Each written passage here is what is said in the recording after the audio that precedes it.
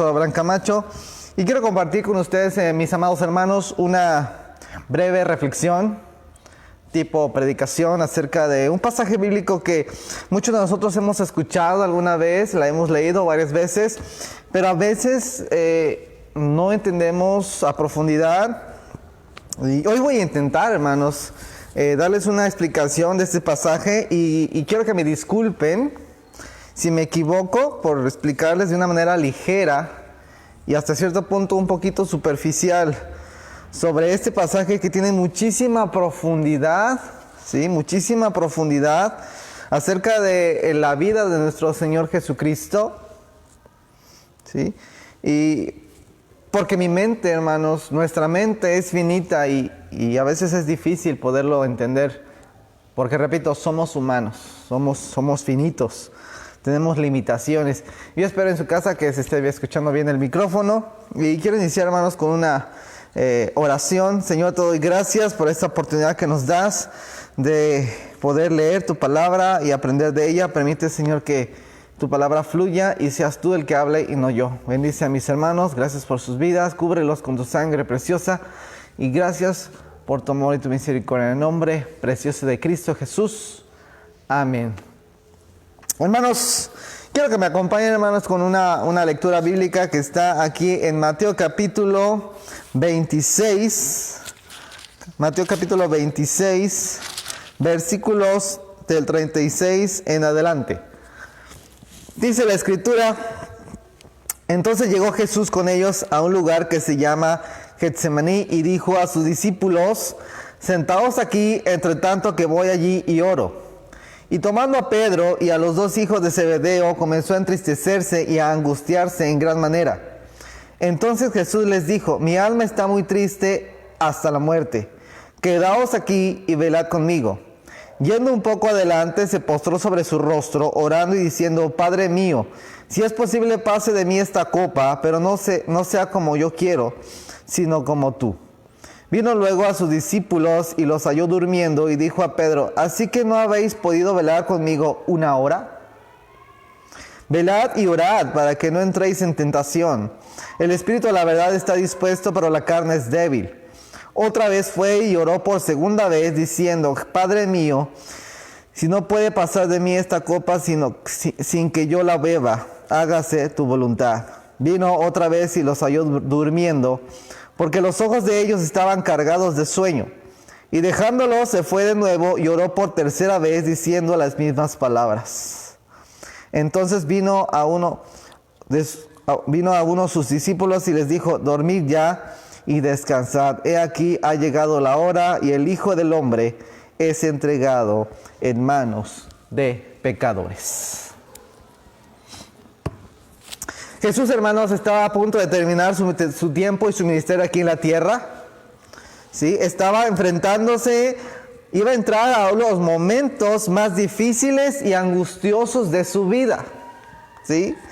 La Biblia a este lugar, hermano, Getsemaní, le da dos nombres. El primero ya está aquí y en otros versículos de los otros evangelios, como Lucas, por ejemplo, lo menciona como el huerto de los olivos. ¿Sí? Monte de los olivos. Y Jesús, dice aquí la Escritura, que comenzó a angustiarse, dice el versículo 37, y tomando a Pedro y a los dos hijos de Zebedeo, comenzó a entristecerse y a angustiarse en gran manera. Quiero recordarles, hermanos, que Jesucristo en pocas horas iba a ser arrestado, en pocas horas iba a ser llevado por hombres pecadores, como aquí dice la Escritura, para ser enjuiciado de una manera injusta, de una manera que no debería haber hecho o haber sido. Lucas capítulo 22, versículo 44 menciona que estaba en agonía. O sea, en otras palabras, Jesucristo estaba empezando a experimentar una tristeza tan grande y una tristeza tan fuerte, más allá de nuestra propia comprensión. Quizás usted en algún momento ha sentido tristeza, yo he sentido tristeza, yo he sentido angustia, pero jamás se va a comparar la angustia que yo he sentido con la angustia que experimentó el Señor Jesús en la cruz. Aquí en el huerto de Getsemaní. Y se los comparte a sus discípulos. Dice, mi alma está triste hasta la muerte. Por mucho tiempo, hermanos, y eso es algo que yo sí les quiero compartir, por mucho tiempo yo creí que la agonía de Jesús que está plasmada aquí en el Evangelio de Mateo era por la muerte que él sabía que iba a experimentar. Pero estaba muy equivocado, hermanos. Porque si usted ha estudiado la Escritura, se va a dar cuenta que más adelante en el tiempo, muchos de sus discípulos, de sus apóstoles, inclusive muchos cristianos han enfrentado a la muerte de una manera más tranquila, hasta más valiente, han sido muy tranquilos en el momento de enfrentar la muerte. Y uno pensaría, bueno, entonces si otros que no eran Jesús enfrentaron la muerte de una manera más tranquila, más pacífica, ¿por qué el Señor Jesús entró en angustia, entró en un momento tan fuerte de desesperación, de tristeza y al punto de que iba a morir? Y le repito, yo estaba equivocado. No cometa, hermanos, el mismo error que yo cometí.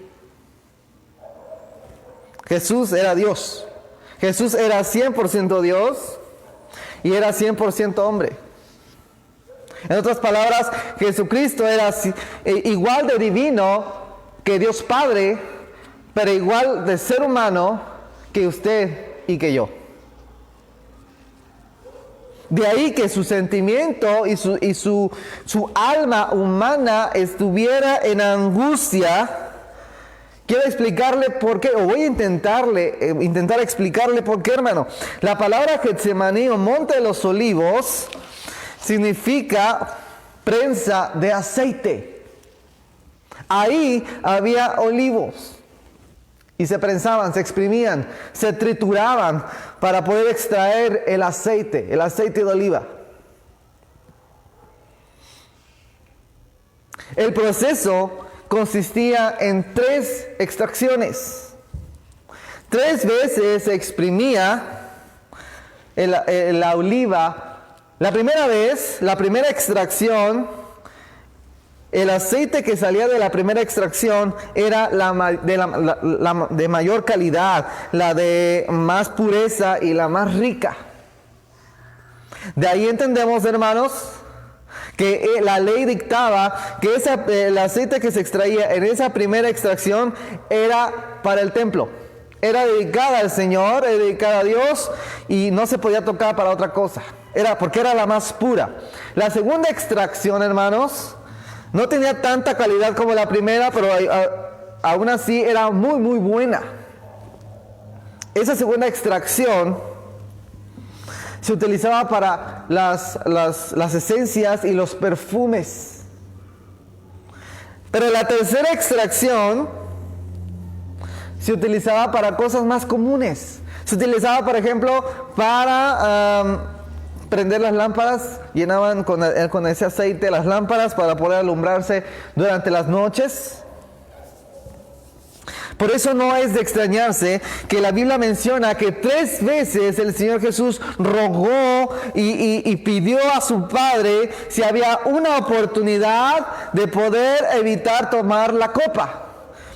Fíjense aquí, hermanos, que el versículo 39, el 42 y el 44 no mencionan la cruz. Mencionan una copa. Dice el versículo 39, yendo un poco adelante, se postró sobre su rostro, orando y diciendo, Padre mío, si es posible, pase de mí esta copa, pero no sea como yo quiero, sino como tú. La palabra de Dios menciona una copa, hermanos. No la cruz, menciona la copa. 3 veces oró y rogó el Señor Jesús para que pudiera ser librado de tomar la copa de la ira. No beber la copa. En otras palabras, hermanos, Jesucristo en el huerto de Getsemaní vivió una agonía tan fuerte, mucho mayor de la que usted y yo jamás vamos a poder experimentar. Jesucristo estaba siendo exprimido en su humanidad, en su alma, estaba siendo exprimido a tal punto que su vida estaba a punto de desfallecer. No es de extrañarnos que en Lucas capítulo 22, versículo 43, mencione que un ángel tuvo que ir para fortalecerlo. No dice para consolarlo, dice para fortalecerlo. Porque su cuerpo, hermanos, estaba a punto de colapsar a tal punto de que Jesucristo pudo haber muerto ahí en el huerto de Getsemaní. Pero Jesucristo sabía que su destino era llegar a la cruz. Hermanos, la copa a la que se refiere Jesús era la copa de la ira de Dios. Jesucristo, hermanos, voy a aclararles un punto. Jesucristo recién había instituido la cena del Señor. Había apenas cenado con sus discípulos, con sus apóstoles, y estaba a punto de experimentar en carne propia sus propias palabras cuando estaba con sus discípulos en la cena, que no fue una cena muy tranquila como a veces pensamos que era o que fue. Él mencionó: ese es mi cuerpo que por vosotros es partido, tomad, comed. Hay una gran diferencia, hermanos, entre la teoría y la práctica. Jesucristo estaba a punto de beber esa copa de la ira que menciona inclusive, por ejemplo, otros pasajes bíblicos, otros versículos de la Biblia. Fue tanta la angustia y la tristeza de Jesús que su cuerpo experimentó algo llamado hematidrosis. ¿Qué es la hematidrosis, hermanos? Es una enfermedad que generalmente se genera del estrés y la ansiedad cuando llega a un nivel y a un grado tan alto que los vasos capilares se rompen y la sangre se mezcla con el sudor. Por eso dice la Escritura que Jesucristo empezó a sudar como gotas de sangre. Yo por lo menos nunca he experimentado ese nivel de angustia y de dolor. Y para poder responderle a la pregunta, hermano, ¿por qué Jesucristo experimentó tal angustia? ¿Qué fue lo que sucedió? ¿O qué estaba sucediendo en ese momento en el huerto de Getsemaní? Jesucristo se angustió por el contenido de la copa, hermanos. Se angustió por el contenido de la copa, que es mencionado en el versículo 39. También es mencionado, se los voy a leer, hermanos, en Salmos capítulo 75, versículo 8, cuando dice: porque el cáliz está en la mano de Jehová, y el vino está fermentado, lleno de mistura, y él derrama del mismo hasta el fondo, lo apurarán y lo beberán todos los impíos de la tierra. Todos los impíos de la tierra, todos los que hemos cometido pecado, hermanos, merecemos la copa de la ira, merecemos la ira de Dios, porque muchas veces nosotros cometemos un error. Se nos olvida que Dios es 100% amor, pero también es 100% justicia. El pecado del hombre no podía quedar impune, hermanos. Dios tenía que castigar el pecado. El castigo y la ira de Dios que Él tenía para todos los que hemos cometido pecado, lo estaba tomando el Señor Jesús en el huerto de Getsemaní. Ese trago fue el más amargo que ninguna persona, hermanos, va a poder tomar. Jesús iba a tener que cargar el castigo de la ira de Dios sobre su cuerpo. Ese castigo que usted y yo merecíamos, ese castigo que el Señor tenía que destruir por el pecado, Jesucristo lo tuvo que cargar en su cuerpo, en su vida. De ahí que Él empezó a sentir tanta angustia a tal punto que lo llevó a una tristeza y casi a la muerte.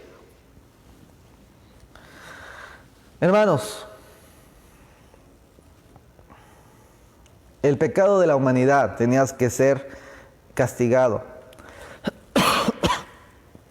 ¿Te puedes imaginar por un momento, hermanos, todo pensamiento dañino, todo pensamiento que va en contra de lo que es el Señor, todo sentimiento de culpa, vergüenza, todo sentimiento de maldad, todo pensamiento retorcido, perverso, todo aquello que el Señor reprueba en su palabra, todo acto o intento de hacer daño a uno mismo o a los demás, fraudes, toda impureza, corrupción, todo castigo injusto, y todo ese pago iba a ser cargado en Jesús. A veces pensamos erróneamente que llegamos con Dios y Señor, perdóname, Padre, por favor, y el Señor, está bien, pues te perdono. No, el pecado tenía que ser castigado. El pecado tenía que ser castigado, hermanos. No podía quedarse impune. Alguien tenía que pagar, y la Escritura, la palabra de Dios dice que no hay perdón de pecados sin derramamiento de sangre. Alguien tenía que pagar, y solo había dos opciones. En alguna otra ocasión yo tuve la oportunidad aquí en la iglesia de predicar, y en esa ocasión le puse a mi sermón, yo soy Barrabás. Porque si usted se fija, cuando Jesús es arrestado y es llevado ante todos los tribunales, primero ante Caifás y Anás, y luego ante Herodes, y ya por fin Pilato les dijo, bueno, ustedes decidan, en estas fechas se pueden liberar a un malhechor, decidan entre este hombre Jesús o Barrabás. Alguien, hermanos, tenía que ser castigado, y Barrabás nos representa perfectamente a nosotros. ¿Por qué? Porque Jesucristo está tomando el lugar que le correspondía a Barrabás, y Jesucristo está tomando el lugar que le corresponde a usted y el lugar que me corresponde a mí.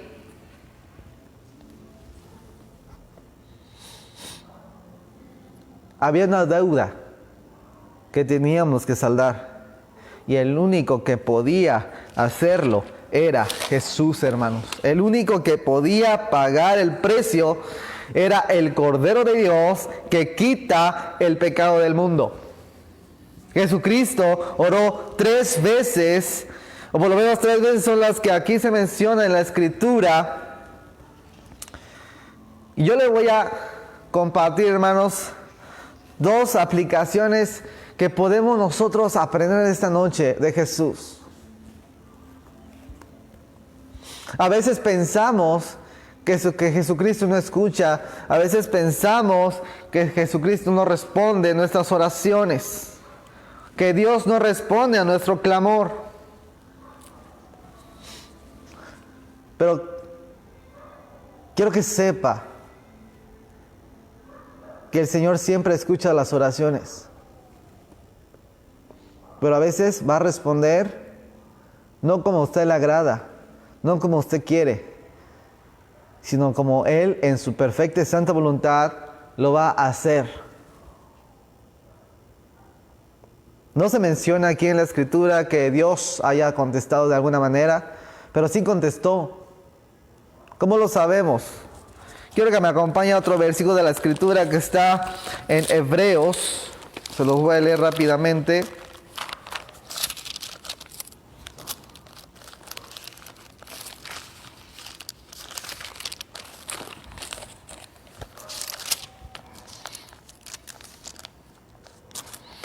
Hebreos capítulo 5, versículo 7. Y Cristo en los días de su carne, ofreciendo ruegos y súplicas con gran clamor y lágrimas al que le podía librar de la muerte, fue oído a causa de su temor reverente. fue oído a causa de su temor reverente. Dios escuchó el clamor de Jesús, pero su respuesta fue guardar silencio. A veces Dios te va a responder guardando silencio, diciéndote no. Jesucristo le rogó varias veces: Señor, hay posibilidad de salvar al hombre sin que yo tenga que beber de la copa de tu ira, sin tener que pasar por este trago amargo. Y Dios le dijo: no hay otra manera. Y lo más importante aquí en este punto es lo que dice después el Señor Jesús: pero no sea como yo quiero, sino como tú. Y el Señor Jesús nos dice más adelante: ¿por qué me dices, Señor, Señor, y no haces lo que yo te digo? El Señor Jesús clamó a su Padre y su Padre le dijo no. Guardó silencio, y eso lo entendió Jesucristo para saber que no había otra manera.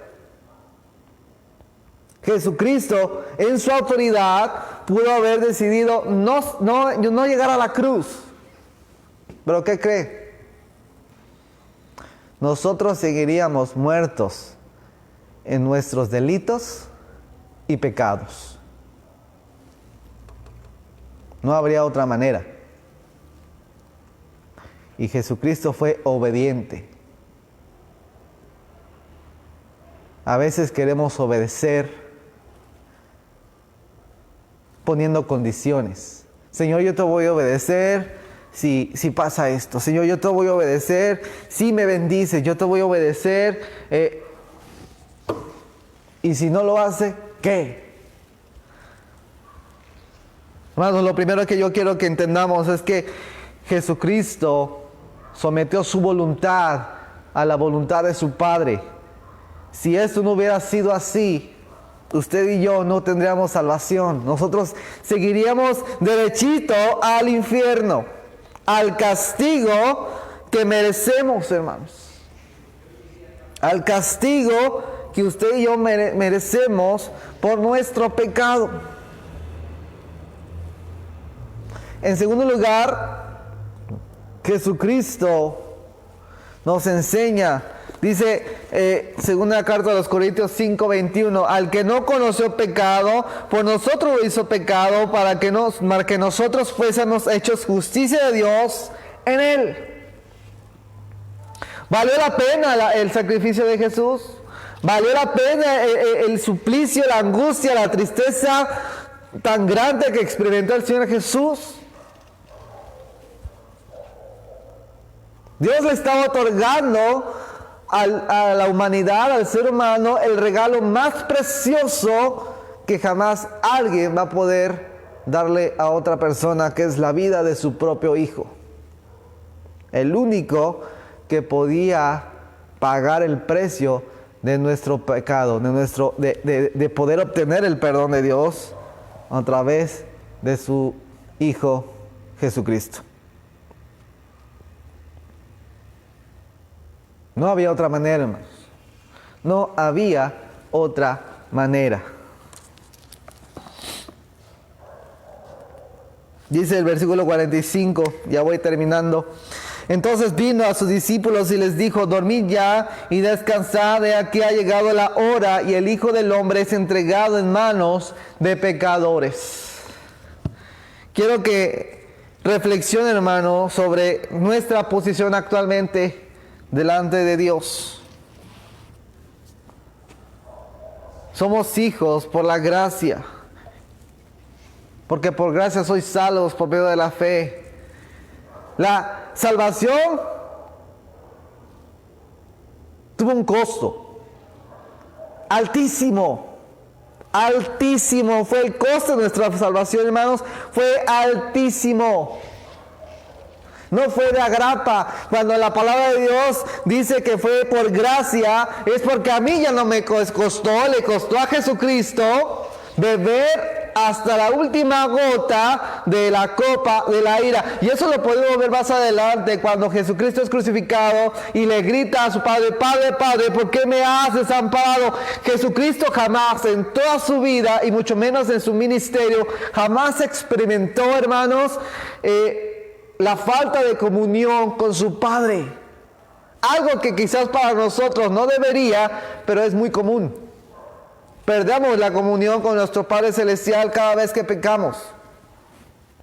Pero Jesucristo jamás había perdido la comunión con su Padre. Por eso en esos momentos fue angustioso para Jesucristo, porque Él sabía que iba a tener que separarse de su papá. Y él se lo dice en la cruz: Padre, ¿por qué me has desamparado? Que Dios es santísimo. Jesucristo estaba cargando el peso de todo nuestro pecado. ¿Se puede imaginar? ¿Verdad que no? Es virtualmente imposible poder imaginar el peso tan grande que Jesucristo cargó en sus hombros. El pecado de usted, mi pecado, el pecado de toda la humanidad y de todo el ser humano, de repente todo se deja caer sobre los hombres de Jesús. Por esos momentos el Señor Jesucristo experimentó lo que usted y yo hemos experimentado en muchas ocasiones. Él, a pesar de que nunca pecó, Él sintió lo que es el pecado en su vida. La vergüenza que nos invade cuando pecamos delante de Dios. La culpa que sentimos cuando hemos hecho cosas malas delante de Dios. Lo experimentó Jesucristo. El dolor, la desesperación, la angustia que nos invade cuando estamos mal, cuando estamos en crisis, cuando estamos en alguna circunstancia difícil. Jesucristo la experimentó en carne propia, pero Él la multiplicó por toda la humanidad. Desde Adán, desde sus hijos, Caín y Abel, hasta el último ser humano que nacerá en la tierra. No hay otra cosa tan hermosa o más hermosa que el sacrificio de Jesús. Para mí es motivo de gratitud, para mí es motivo de darle gracias a Dios. Y entendamos algo, hermanos. El hombre, porque a veces somos injustos con Dios, es que Dios es amor, sí, pero también es justicia. Dios no va a enviar a nadie al infierno y estamos en lo correcto. Dios no envía a nadie al infierno, el ser humano se va solito, porque Dios no va a perdonar a nadie que rechace este regalo tan hermoso. La Biblia lo dice. El que tiene al Hijo tiene la vida. El que no tiene al Hijo no tiene la vida. Hermanos, Dios no va a perdonar a nadie que haya y que llegue a rechazar a Jesucristo, como dice la Escritura. A los suyos vino, mas los suyos no le recibieron. Hoy es un día especial de salvación, hermanos. Todos los días que Dios nos permite vida es un día más de oportunidad para poder llegar a los pies de Jesús, si es que usted no está o no tiene todavía una relación personal con Jesucristo. Y si usted la tiene, quiero que entienda algo, hermano. Jesucristo en su vida humana, terrenal, cumplió el propósito por el cual nació. Si Dios le ha permitido estar un año de pandemia con vida y con salud, es porque Dios todavía quiere que usted alcance el propósito por el cual lo hizo nacer. Le conserva la vida y por el cual está extendiendo su vida a pesar de las circunstancias que estamos viviendo.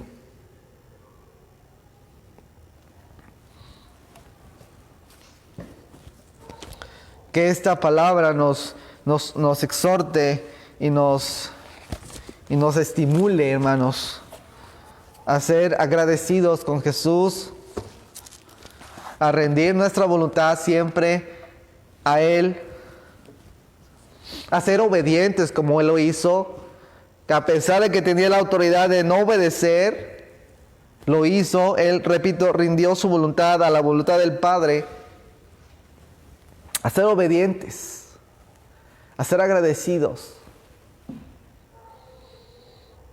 y a realmente vivir la vida cristiana, a realmente vivir una vida como dice su palabra. El que dice que anda en mí debe andar como yo anduve. Bueno, lo estoy parafraseando. La Biblia dice, el que dice andar en él debe andar como él anduvo, en una santa y piadosa manera de vivir. Gracias, Señor, por darnos vida. Gracias, Señor, porque nos diste la oportunidad de vida y vida eterna. Porque no podemos entender la angustia tan fuerte y tan extrema que tú experimentaste en el huerto de Getsemaní. Y tampoco podemos entender todo el dolor, no solamente físico, sino emocional y humano que tú experimentaste, y espiritual, por el cual tú estabas pagando, Señor, en la cruz por nuestros pecados.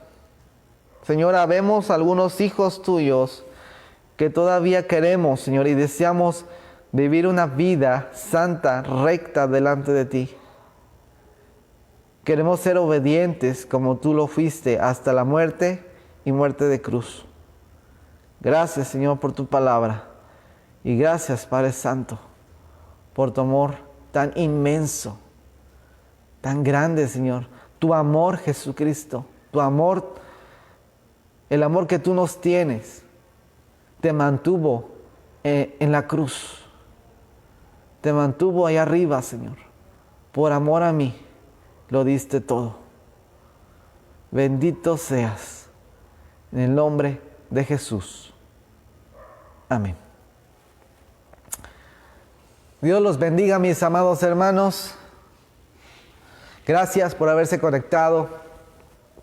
Y los invitamos a conectarse mañana. Bueno, creo que mañana sí, se me estaba yendo la onda. Les invito, hermanos, vamos a tener aquí nuestro culto de las 7 palabras a las 3 de la tarde. Entonces los invito, por favor, para estar aquí conectados con nosotros. Pero más importante, hermanos, conéctese, pero con Cristo. Dios los bendiga, hermanos.